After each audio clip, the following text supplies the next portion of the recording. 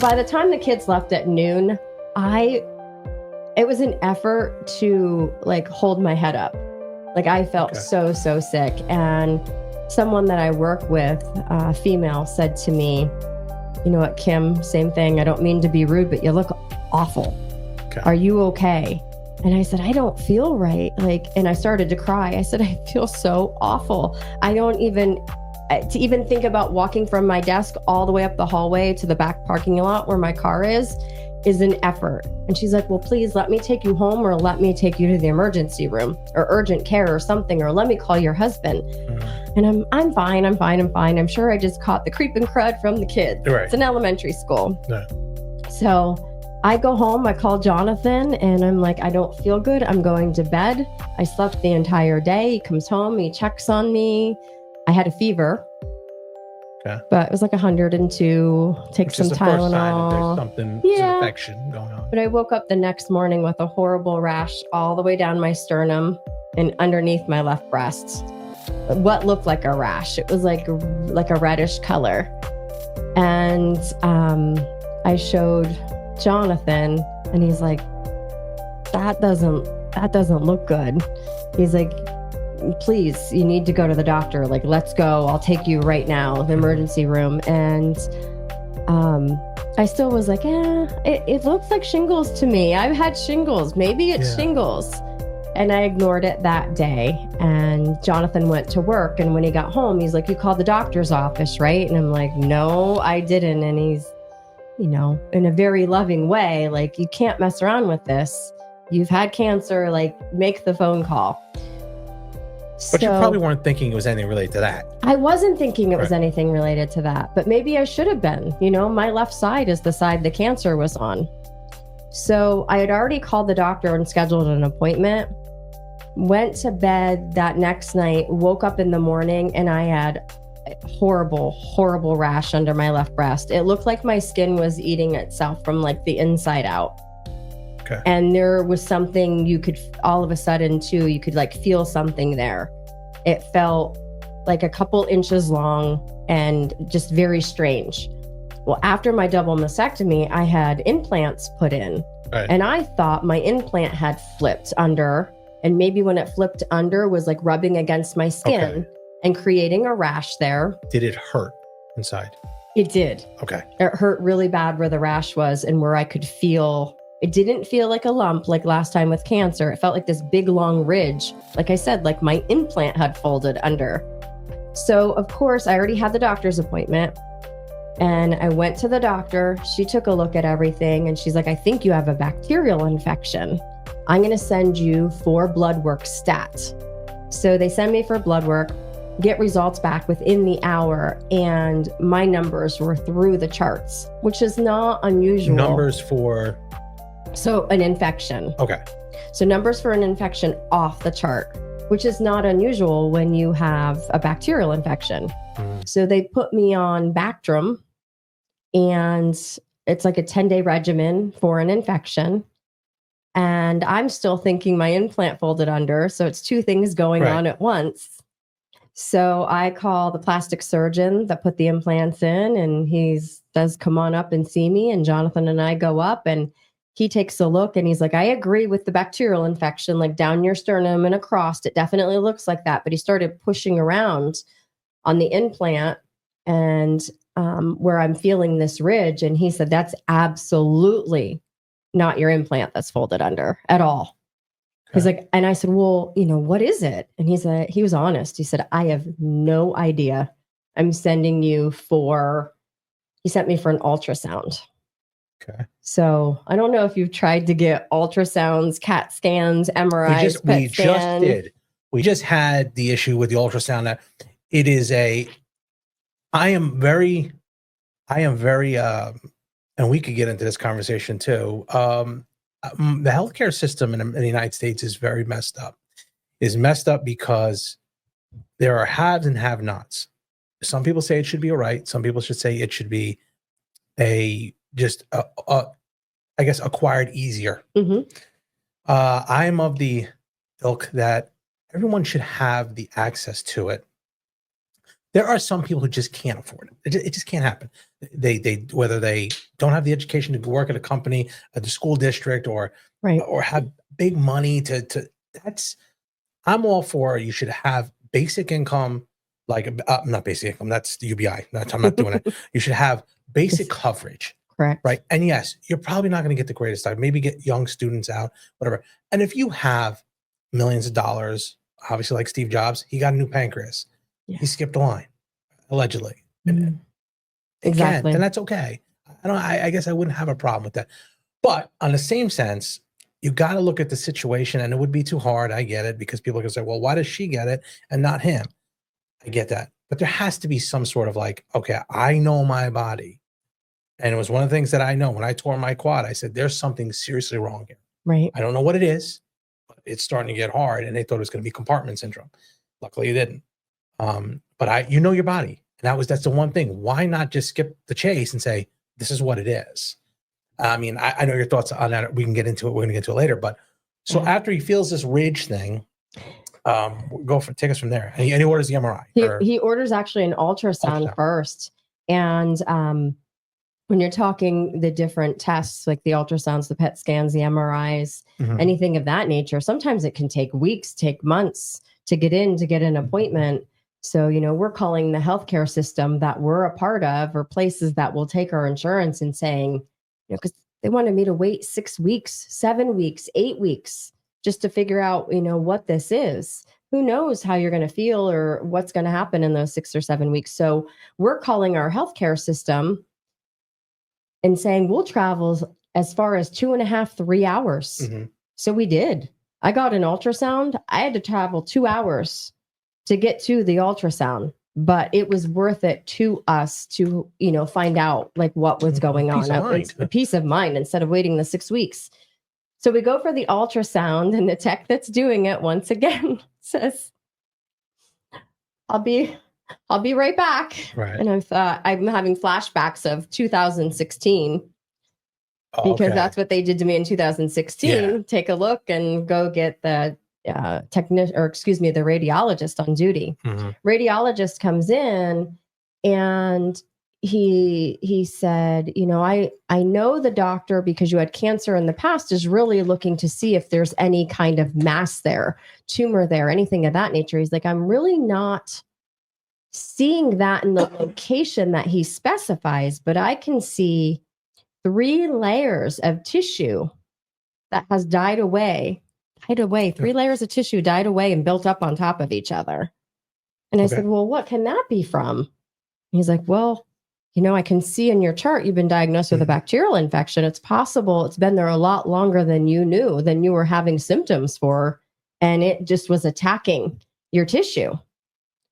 So they call the doctor and ask some questions, and then come back in and decide to do a little more with the ultrasound. They're finished. They send me home. I get a phone call the next day about the 3 layers of dead tissue, just like the radiologist on duty said, but nothing about anything else. So now they want me to get, let me think here. Did they get I think it was the MRI. It was an MRI next. Okay, now you're getting deeper. Yeah, we're getting in deeper. I guess with the ultrasound, they were different spots that they went. They couldn't make it out. There was a little bit of like a shadow back towards the middle of my breast. Okay. There was a little bit of shadow like on my sternum, but they really weren't sure what they were seeing. But neither one presented as like a tumor or a mass. Okay. So you go for the MRI. Once again, they want me to wait like 5, 6, 7 weeks. We say we're willing to travel. So once again, we take an MRI in a location where we're traveling. I think it was about an hour that time, hour and a half. And go for the MRI. Waiting game, waiting's the hardest part. You wait a couple days, you get some results back. And they're now seeing different things in my breast, in my sternum, kind of in my collarbone. They're really still not sure exactly what's going on. And they call for a PET scan. Have you seen a specialist before this? But I mean, at this point, are you like, hey, can someone who knows what they're doing? You know, Yes. because that's what I would feel like. Like, Yeah. who doesn't know what they're doing? So we saw the plastic surgeon who sent us for the ultrasound. Yeah. I went for the ultrasound, but at the same time, I also was seeing. I called an oncologist and explained the situation. So that's a great question. I also was seeing an oncologist, and she was in agreement with the way that things were presenting and the way that we were seeing them, that I should go for further testing, because they just weren't quite sure.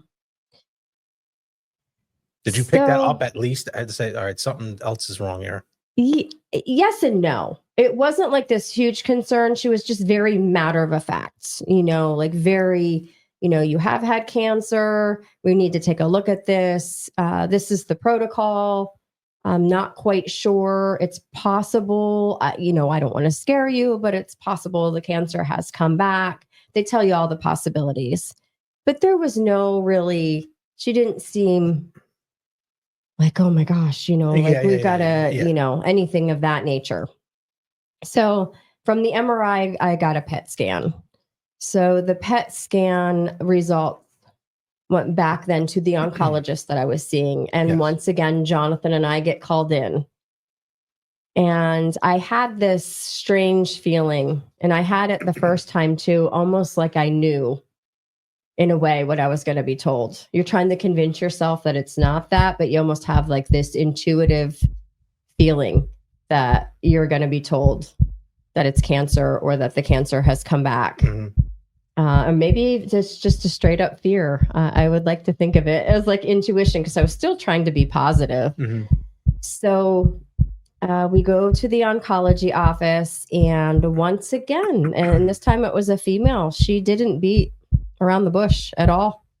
She just came right out and she said, you have stage 4 metastatic breast cancer. So your original breast cancer came back, and it has spread to your liver, your lungs, your bones, and some lymph nodes. And then, Jonathan and I looked at each other, and I definitely had a different reaction this time. I felt my eyes well up last time in 2016. This time I full out started to cry. And I took a deep breath and kind of pulled myself back together and said to her, okay, stage 4 is very scary to hear. What are we looking at here? Once again, what are the next steps? Where do we go from here? And she started to explain that stage 4, they don't ever like to use the word really terminal anymore. At least not at the hospital that I was going to. She even said, I said, is this terminal cancer? And she said, we don't like to use that word. We will keep you. We will keep you as comfortable. Yeah. Okay. All right. Keep you as comfortable as we can for as long as we can. And I said, so what are you saying to me here? Are you giving me a day, 6 months, a year, 10 years, 20 years, 50 years?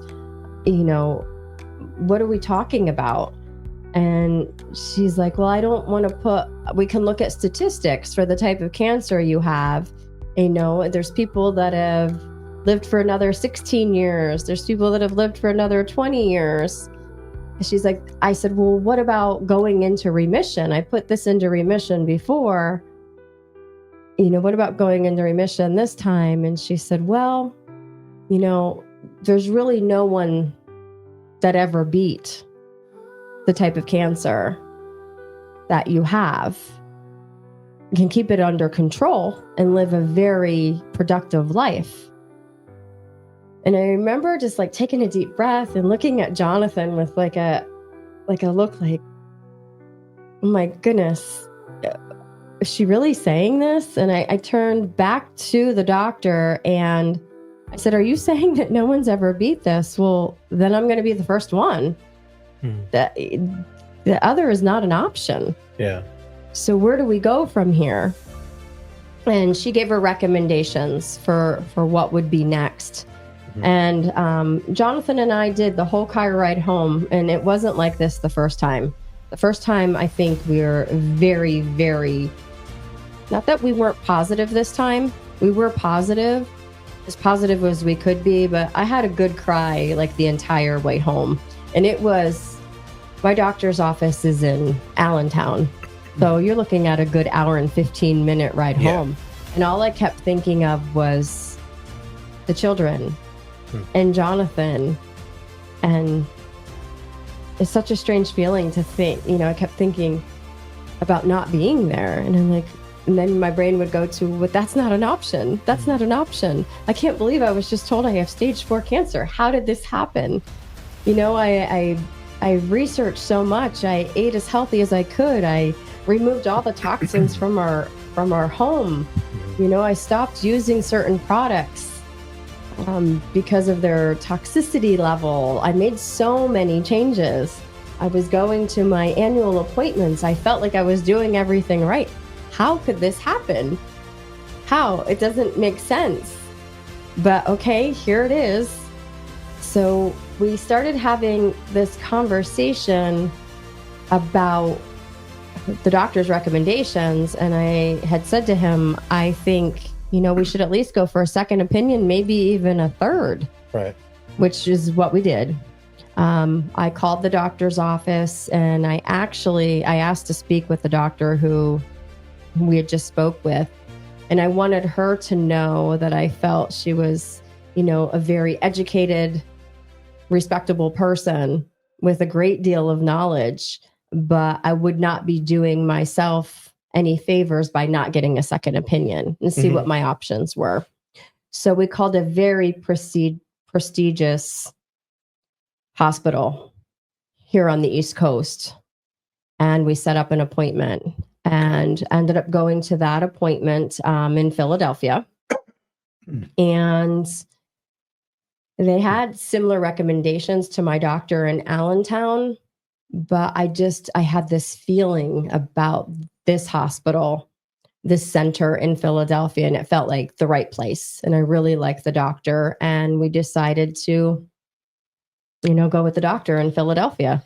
Okay. So then it was like this whole new journey. And they recommended taking a pill orally that back in 2016, when I had my first cancer, was actually in its trial stages. Okay. And it did so well in trial that it became protocol by 2024. Okay. So I started on that medication, and I started on that so I was diagnosed in April. Once again, diagnosed about 2 weeks before my birthday. Good. So it's before my 48th birthday this time. And I started the medication in May. And at first I was doing really, really well on the medication. I was still working. I was working full time. I was still feeling great, going about my normal daily activities in life. Yeah, I'd see you out. Yeah. I'd see you at the games. And I'm like, okay, well, we're doing this. We're going to do this, and we're going to continue to research all the advancements and what else can be done. And I, through having cancer the first time, really got into trying to do as much as I can holistically. I believe the body has an ability to heal itself. Oh, I believe that too. We're all designed that way. Mm-hmm.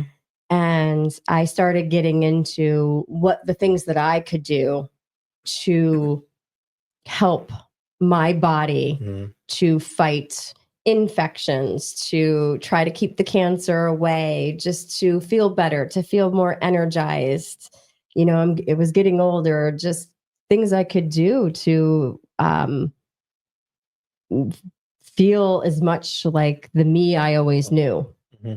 So while we're on this medication through the summer, I also was just researching holistic methods, kind of to go hand in hand with the medication I was taking. So I thought I can take conventional medicine, and then I can also take this holistic approach and hopefully get off the conventional medicine, because conventional medicine is always treating the symptom, with medication. You're treating the symptom with procedures.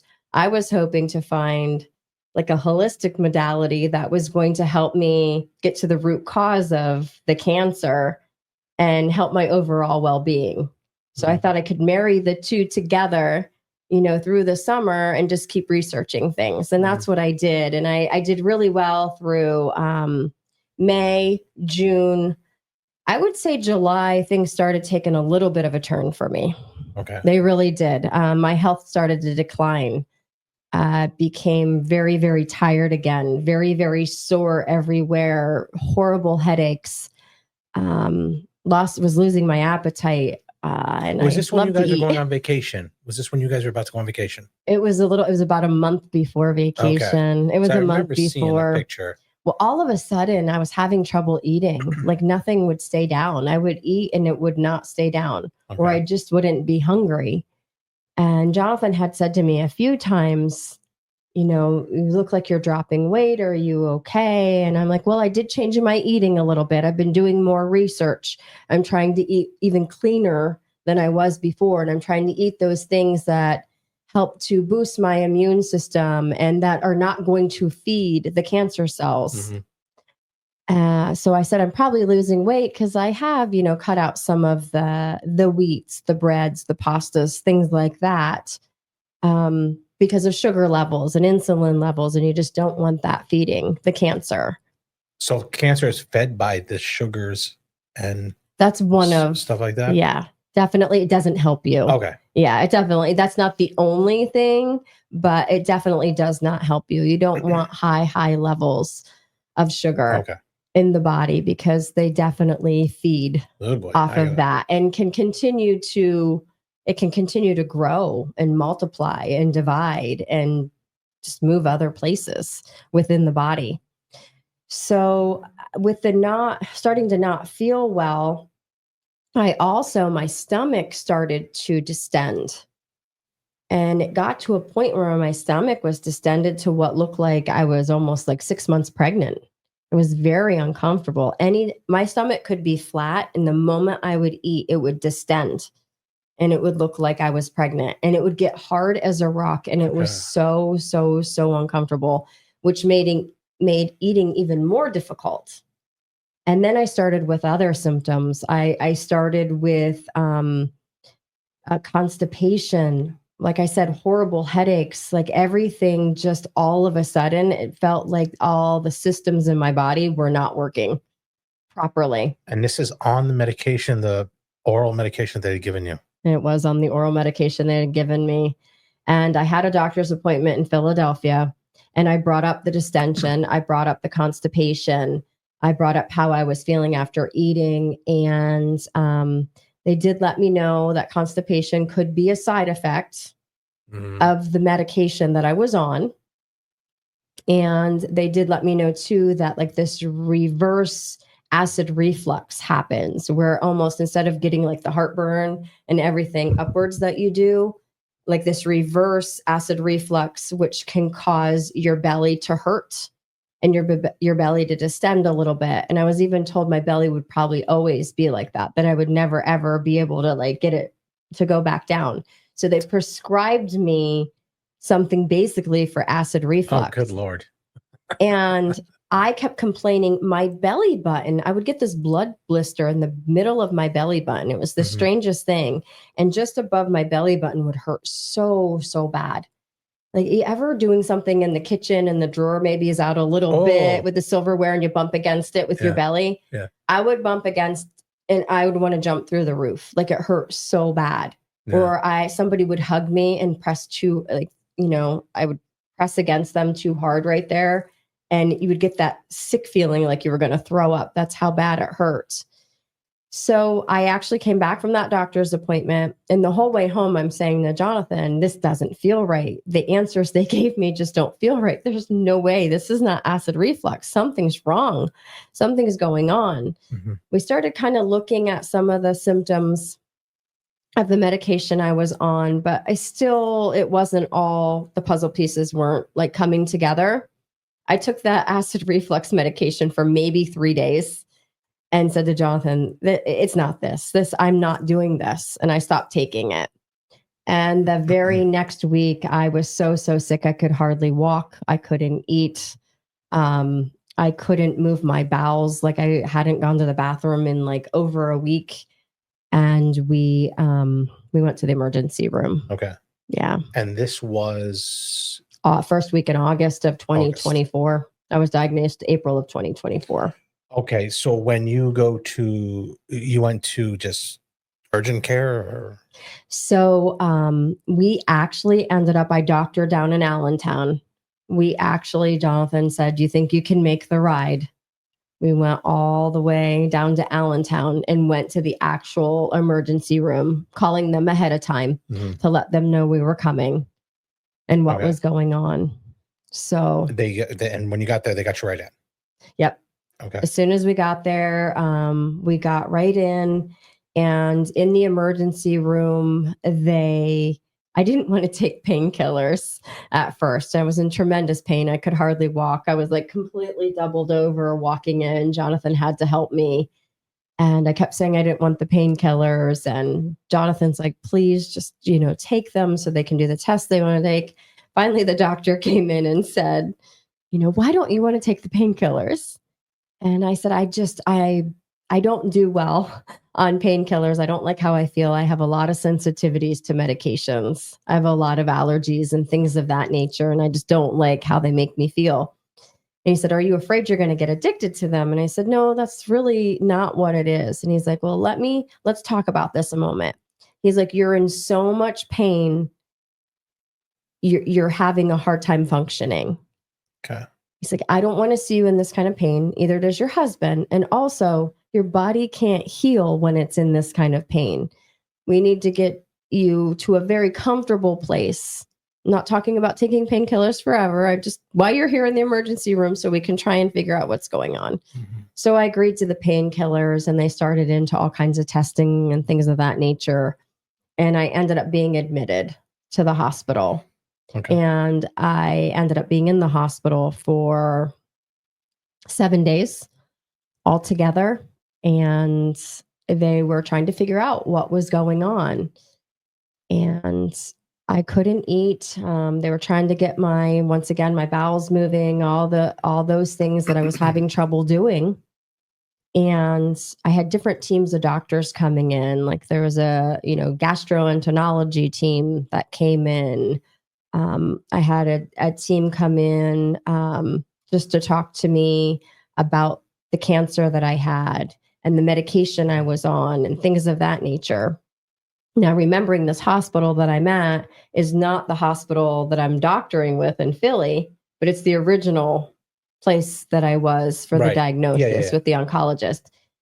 So in so many words, they didn't want to come right out and say that, we think it's the medication that you're on.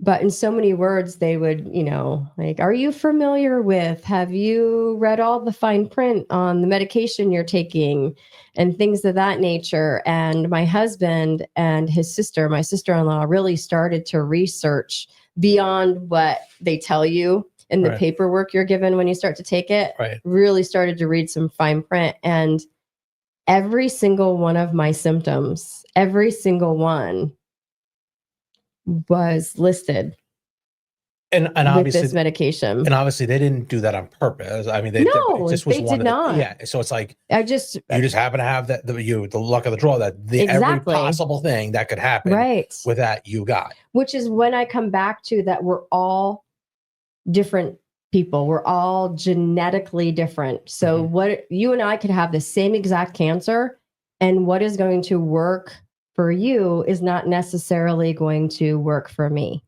and vice versa. Mm-hmm. It's not a one size fits all when it comes to cancer. Right. But conventional medicine is treating it that way.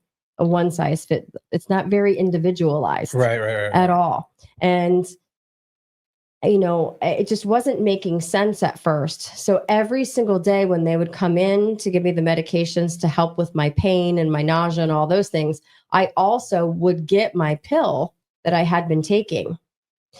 And I finally kind of caught on to what different nurses and doctors were kind of saying to me without coming out and saying, maybe it's the medicine. Okay. We finally it was actually my husband that caught on to it first. I was pretty, out of it at certain times because I was in so much pain. I wasn't eating like I normally do. And my weight was just dropping. So we had this whole conversation about, we're on this medication. I was doing so well in June. That's the only change we've made. Yes, but maybe the cancer's advanced. Really, what should we do? We can try going off the medicine.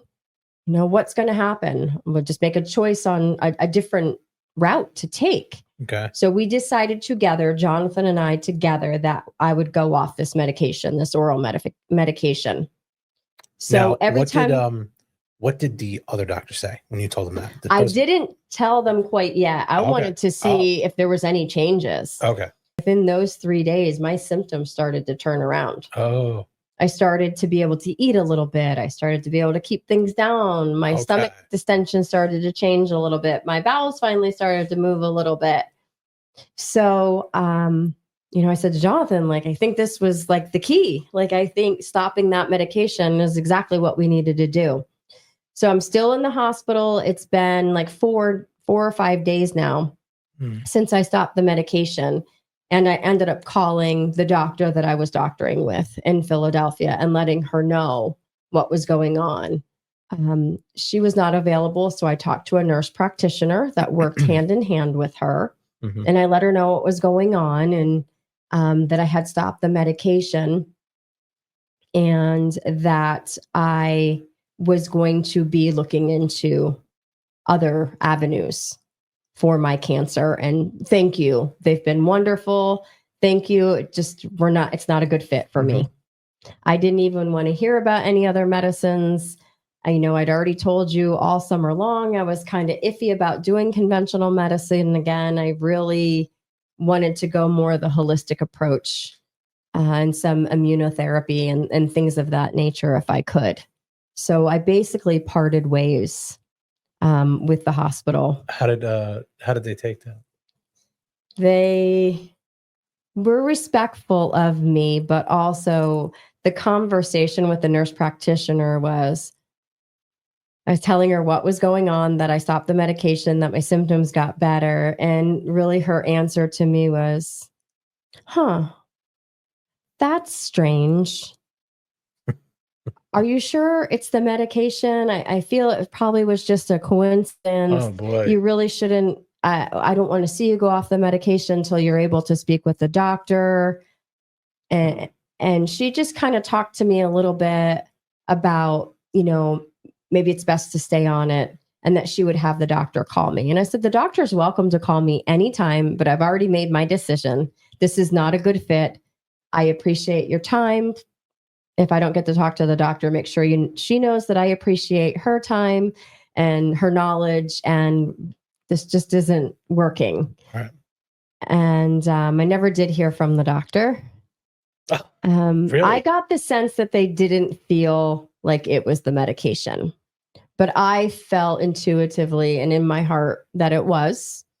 And I always feel you have to do what's best for you. You know your own body better than anybody else. The proof is in the pudding. It was. Okay. Yeah.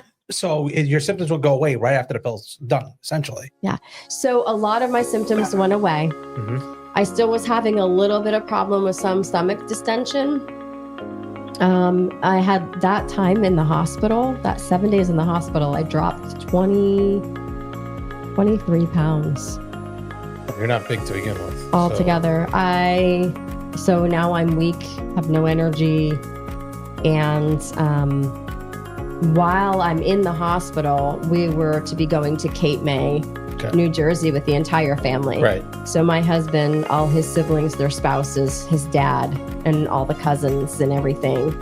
And my family talked about, my immediate family, Jonathan and the kids talked about not going. And I said, it's important.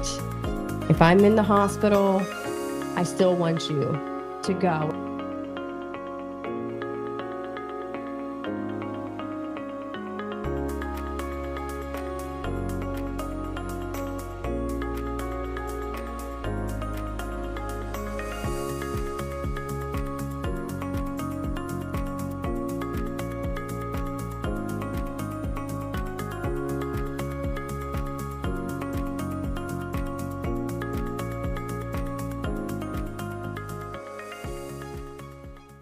be strong for 15 minutes.